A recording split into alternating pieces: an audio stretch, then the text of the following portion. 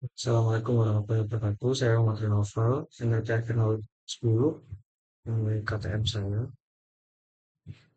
Nah, kali ini saya akan menjelaskan mengenai Power Trading Series. Jadi Power Trading Series kan merupakan grafik diagram yang menjelaskan bagaimana sifat mineral itu cenderung untuk membeku tergantung dari sifat keasamannya.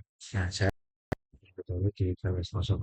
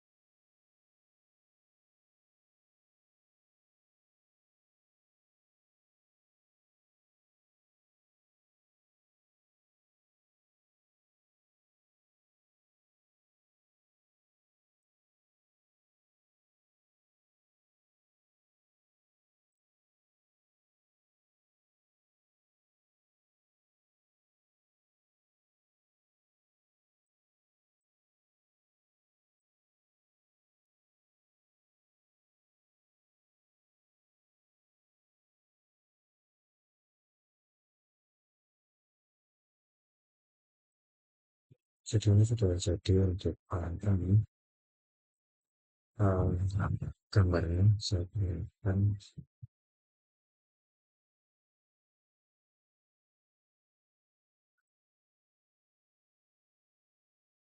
Jadi eh, apa namanya?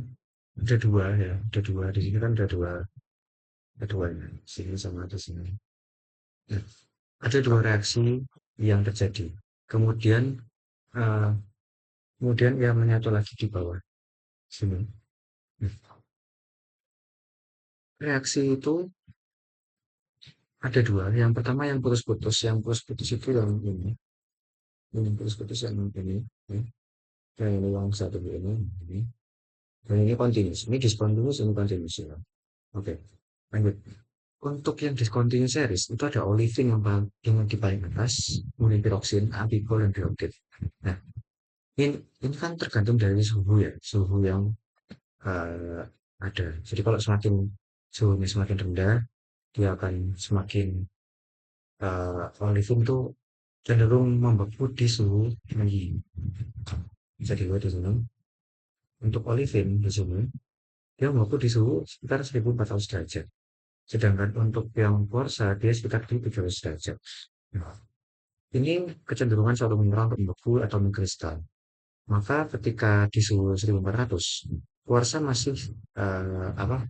Masih cair, tapi untuk si olivin dia sudah membeku menurut saya.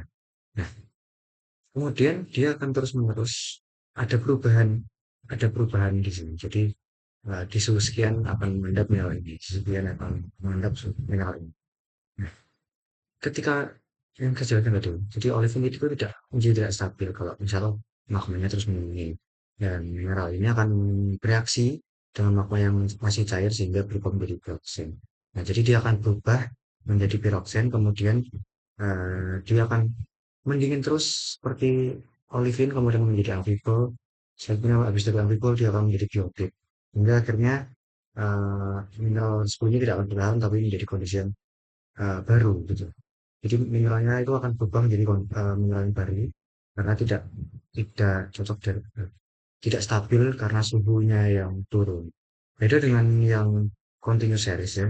Continuous series yang ini, maaf yang ini. Ini kan plagioclase spar.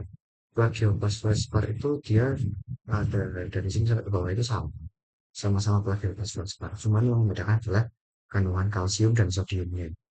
Semakin di suhu tinggi, maka kalsiumnya semakin kaya atau anorit. Semakin magmanya meninggi, sebagian ion kalsium secara bertahap digantikan oleh natrium. Nah, akibatnya komposisi perubahan sedikit demi sedikit hingga akhirnya menjadi sodium base plagioklas atau albit. Jadi secara pada seri baru ini tidak terbentuk mineral baru seperti di diskontinu, tetapi hanya terjadi perubahan komposisi kimia secara bertahap dari gaya basium menuju ke gaya natrium.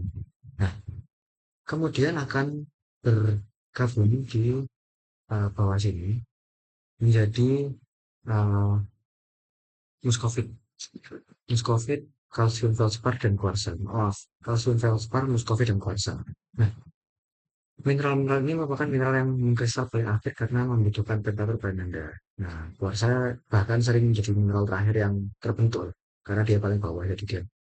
Nah, hubungannya dengan komposisi magma. Hubungan reaction series juga menunjukkan perubahan komposisi magma selama pendinginan. Pada awal pendinginan, magma menghasilkan mineral kayak besi, magnesium, dan kalsium. Oleh karena itu, batuan yang terbentuk adalah batuan mafic, contohnya kayak peridot sama komagit. Nah, kalau mendingin, terus-terus menjadi mafic, eh, mafic dan gabbro, terus sampai ke felsic, membentuk kayak granit dan growit seperti itu, yang kaya akan silika. Nah, kenapa kok bisa seperti ini? Mineral dengan titik leleh tinggi itu seperti olivin dan relaksan akan merasa lebih dulu. Nah, seperti yang saya jelaskan di awal, olivin akan membeku di awal, sedangkan kuarsa dia akan membeku di paling kiri seperti itu. Nah, bangunan series ini memiliki banyak manfaat dalam geologi, terutama digunakan untuk memonitor seperti pembentukan badan tebu. Kedua, membantu menjelaskan evolusi magma, kemudian membantu geolog memprediksi mineral yang mungkin ditemukan. Dan selain itu, konsep ini juga sangat penting dalam eksplorasi mineral karena beberapa ekonomis akan terkonsentrasi pada zat kristalisasi tertentu. Nah, jadi simpelnya adalah dari gambar yang saya buat ini. Nah, ini cukup menjelaskan bagaimana cara eh, menjelaskan rekomendasi dari saya ada dua, ada diskontinu dan positif kontinu. Untuk diskontinu kan ada olefin, piroksin, amfibol, dan biotit, di mana setiap mineral bauxit kembali dengan magma dan berubah menjadi mineral baru. Yang kedua itu kontinu series, itu plagioklas kaya kalsium yang berubah secara bertahap menjadi plagioklas kaya natrium tanpa mengubah strukturnya. Nah, pada temperatur paling rendah, kedua jalur tersebut berakhir dan membentuk kalium feldspar, muskovit, dan kuarsa. Dan dia bergabung menjadi satu, jadi bergabung menjadi satu di sini. Nah, kemudian